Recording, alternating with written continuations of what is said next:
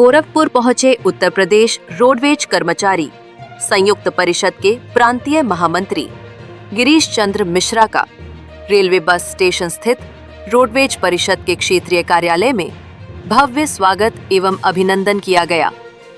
महामंत्री के स्वागत के लिए गोरखपुर क्षेत्र के क्षेत्रीय प्रबंधक लव कुमार, सेवा प्रबंधक मुकेश कुमार, गोरखपुर डिपो के सहायक क्षेत्रीय प्रबंधक महेश चंद्र श्रीवास्तव, परिषद के क्षेत्रीय अध्यक्ष महेश कुमार राय, क्षेत्रीय मंत्री विनोद कुमार तिवारी, तिलकराम दुबे, मंडली अध्यक्ष जयप्रकाश दुबे एवं प्रांतीय प्रतिनिधि अजय कुमार सहित सभी शाखा अध्यक्ष, मंत्री, सदस्य एवं कर्मचारियों ने उन्हें माल्यार्पण कर और बुके भेंट कर गर्मजोशी से अभिनंदन किया। स्वागत के पश्चात आयोजित सभा में महामंत्री गिरीश चंद्र मिश्रा ने कर्मचारियों को संबोधित करते हुए प्रदेश में अनाधिकृत रूप से संचालित डग्गामार वाहनों पर गहरी चिंता जताई।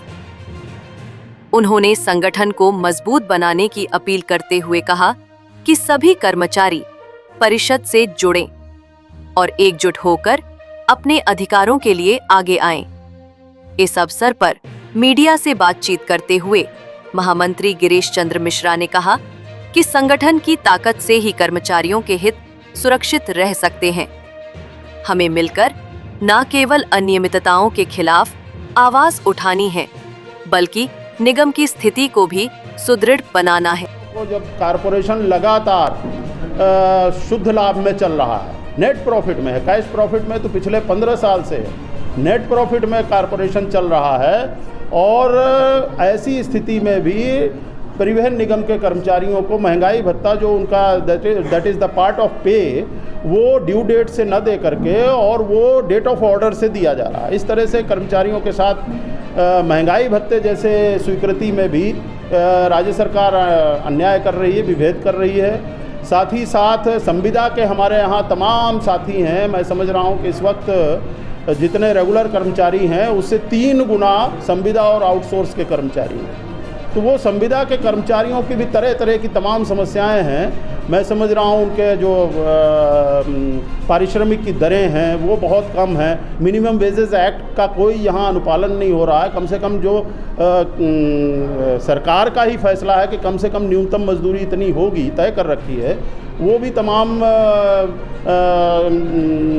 मामलों में यहाँ पर उससे कम कर्मचारी को मिल रहा है। इस पर भी ध्यान नहीं दिया जा रहा। आउटसोर्स के जो कर्मचारी हैं उनका भी काफ़ी हद तक मैं समझ रहा हूँ पारिश्रमिक के नाम पर उनका भी शोषण हो रहा है, उनका भी पारिश्रमिक बढ़ने चाहिए।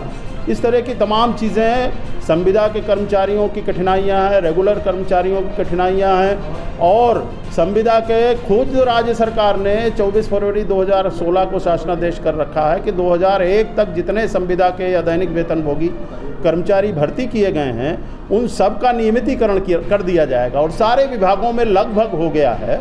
लेकिन परिवहन निगम में आज तक 2001 तक के संविदा के साथियों का नियमितीकरण नहीं किया गया। ये बड़ी दुखद घटना है। वैसे मैं समझ रहा हूँ ये राज्य सरकार को अपने शासनादेश का तो पालन करना ही चाहिए। 9 साल हो गया, अभी तक उसका पालन नहीं हुआ। इतनी बड़ी संख्या है संविदा साथियों की, इनके चरणबद्ध नियमितीकरण की कोई योजना होनी चाहिए।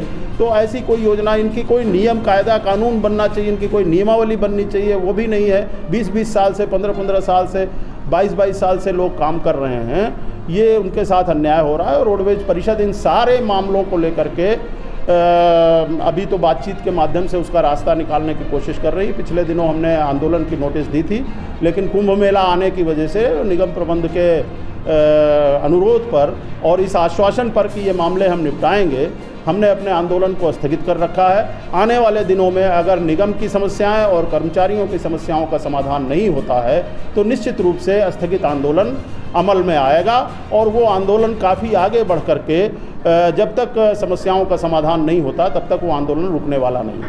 आंदोलन की रूपरेखा है जी, ये आज की बैठक आंदोलन की रूपरेखा एक है? नहीं, ये बैठक तो एक रीजन की है। आंदोलन की रूपरेखा चूँकि प्रदेश स्तर का कार्यक्रम होना है तो वो प्रदेश कार्यकारिणी करेगी और वो फैसला प्रदेश की कार्यकारिणी में होना है। अभी प्रदेश की कार्यकारिणी की बैठक 3-4 दिन पहले हुई है तो उसमें इस पर काफ़ी गंभीरतापूर्वक विचार विमर्श हुआ है।